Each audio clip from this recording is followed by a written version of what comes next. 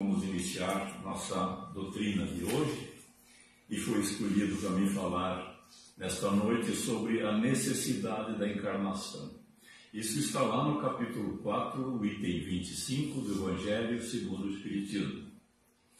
Mas primeiro, vocês todos já sabem, mas vamos lembrar mais uma vez o que é encarnação e o que é desencarnação. Para aqueles que ainda têm dúvida, encarnar, como o próprio nome está dizendo, é quando o espírito penetra na carne. E isso acontece durante a concepção e só termina no nascimento da criança. Portanto, no primeiro dia de gestação, já existe um ser vivente dentro do útero da mãe. E desencarnar é quando o espírito deixa a carne por ocasião da morte do corpo. Como vocês sabem, e já foi lido aqui há pouquinho, a nossa irmã, nós somos espíritos viajantes que estamos de passagem por este planeta para aprender alguma coisa. E quando o corpo tem um determinado tempo para viver, e quando esse corpo morre, o espírito se liberta do corpo e segue a sua jornada voltando ao mundo espiritual, que é a sua verdadeira pátria. Mas então, por que precisamos de encarnar aqui na Terra? Os espíritos dizem que encarnamos porque somos espíritos em evolução e Deus quer que todos os filhos cheguem à perfeição. E para isso é preciso passar pela experiência da matéria. Por exemplo, um técnico agrícola estuda vários anos na escola agrícola, mas para ele aprender mesmo a lidar na terra, ele precisa passar por tudo que o agricultor passa, né? Semear a semente, cuidar das pragas, cuidar do tempo, irrigar a planta. E isso ele só vai aprender praticando. E é isso que nós viemos fazer aqui na Terra, praticar. Podemos ter a teoria como espíritos eternos, mas só a prática que nós vamos aprender aqui na Terra. Por isso nós costumamos dizer aqui na Casa Espírita que o mundo é uma grande escola, pois é aqui que praticamos tudo o que precisamos para evoluir. E sabemos que os alunos mais esforçados entram em férias mais cedo e retornam para a pátria espiritual. Portanto, aqueles nossos irmãos que retornam para a pátria espiritual com antecedência é porque já cumpriram as suas provas aqui na Terra. E os outros, como é meu caso aqui, ficamos mais um pouco, né? Para aprender mais um pouco e, quem sabe, para praticar alguma coisa que deixamos de fazer e ainda precisamos cumprir aqui na Terra. E aqueles que rodam na matéria, aqueles alunos mais preguiçosos, né, e não se importam muito em aprender aqui, podem rodar, podem não cumprir as suas provas que estão determinadas para passar. Então o que vai acontecer? Assim como os alunos da escola, eles só terão que carregar essas provas para a próxima encarnação. Então a próxima encarnação, além das provas que ele precisava passar, ele precisa recuperar a prova que ele deixou para trás. E é por isso, minha gente, que tem pessoas que sofrem mais do que outras. E a carga é maior, né? Tem uns que têm uma vida suave, vão cumprindo tranquilamente aquilo que precisavam. E tem outros que têm que carregar ainda aquelas provas que deixaram para trás. Porque, conforme disse a nossa irmã, nós estamos aqui numa passagem transitória. Então a Terra se torna uma caminhada. E quando passamos por uma estrada desconhecida, muitas vezes nós perdemos o caminho. E por isso que Deus é justo e bom, nos concedeu um GPS, uma bússola. E essa bússola, para nos orientar, primeiro ele deu a Moisés, lá no Monte Sinai, e ditou para ele os 10 mandamentos. Só para nós lembrar os 10 mandamentos, eu vou pegar o Evangelho, porque eu não sei de todos de cor ainda, né? E eu tenho certeza que metade de vocês não sabe os 10 mandamentos de cor. Alguém sabe de cor, na ponta da língua, os 10 mandamentos? São só 10. Né? Se não sabe 10 mandamentos, como é que vocês vão saber o Código Civil, que tem mais de 1000 artigos? Né? Mas são só 10. Então disse Deus para Moisés: eu sou o Senhor teu Deus, que te tirei da terra do Egito, na casa da servidão. Não terá outros deuses estrangeiros diante de mim. Não fará imagem espalhada, nem figura nenhuma de tudo que está no céu e na terra. Não os adorarás, nem lhe renderás culto soberano. Por incrível que pareça, né? Ainda temos gente que fazem adoração a bezerros de ouro. E tem outros que não aprenderam ainda a cultuar Deus como Espírito e verdade. Então, vamos começando no primeiro mandamento, já se torna um pouco difícil, né? Vamos para o segundo. Não tomarás em vão o nome do Senhor teu Deus. É que naquela época havia muito aquelas pitonisas que os reis usavam consultar. Consultavam para brigar nas guerras, nas batalhas, para ver se conseguiam vencer as batalhas, e também para conseguir riquezas. Eles consultavam as pitonisas. E ainda tem gente que consulta, né? Os adivinhos, para ver se ganham dinheiro. Olha, se um adivinho soubesse como é que se ganha dinheiro, eles já estavam ricos. Mas tem gente que vai lá consultar. E, se baseando nisso, aqueles que combatem o Espiritismo disseram que Moisés condenou o culto aos espíritos, ou seja, evocar os espíritos. Mas, na realidade, o Espiritismo não evoca nenhum espírito. Nós apenas escutamos as notícias que eles nos dão e os ensinamentos que eles nos dão. E foi esses ensinamentos que trouxeram a Kardec o Livro dos Espíritos. Então nós não evocamos nada. Nós simplesmente escutamos o que eles têm a dizer para nós. O terceiro mandamento.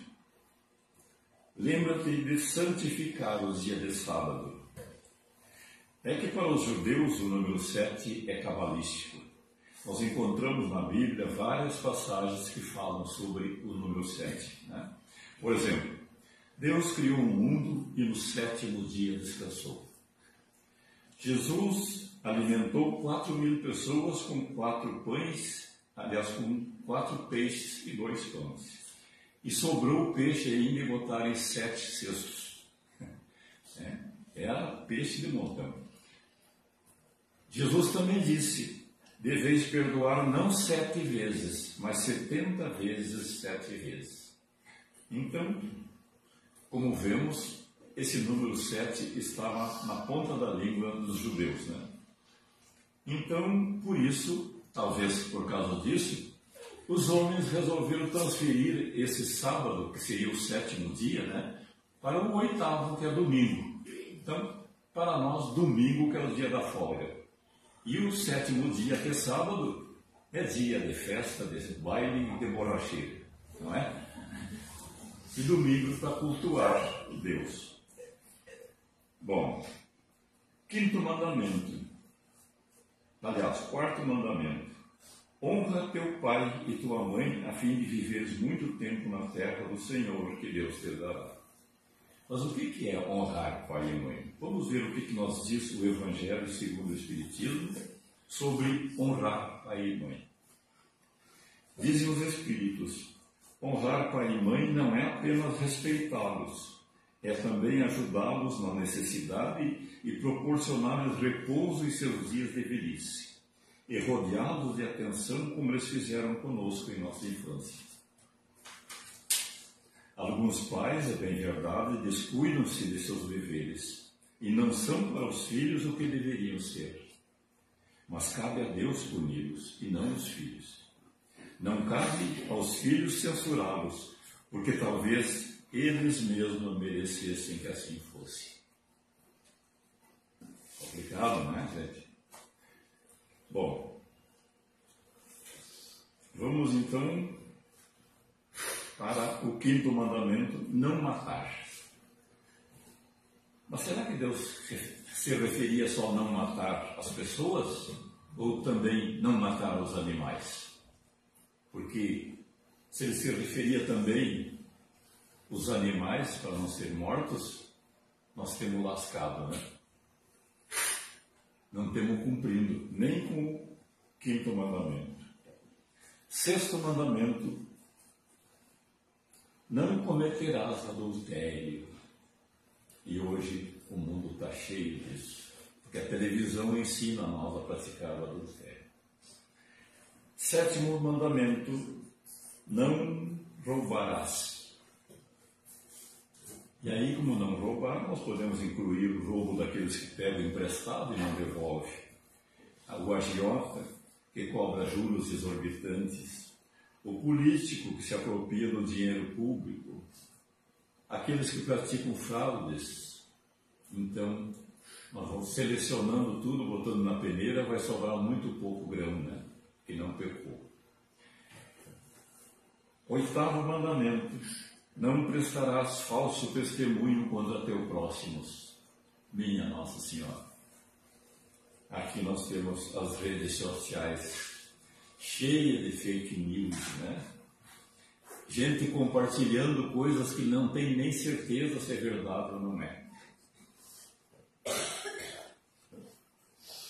Não prestarás falso testemunho. Nono mandamento.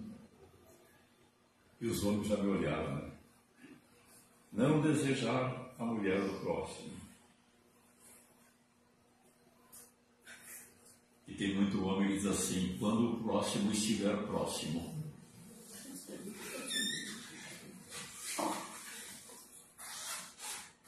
Mas eu acho também que esse mandamento tinha que ser para as mulheres também, né? Porque tem muitas mulheres que desejam o marido do próximo, a esposa, né? Então, é uma faca de dois legumes, né? Como diz o outro. Vamos para o 10º e último mandamento. Não desejarás a casa do teu próximo, nem o servo, ou a serva, nem o boi, nem o asno, ou qualquer coisa que lhe pertence.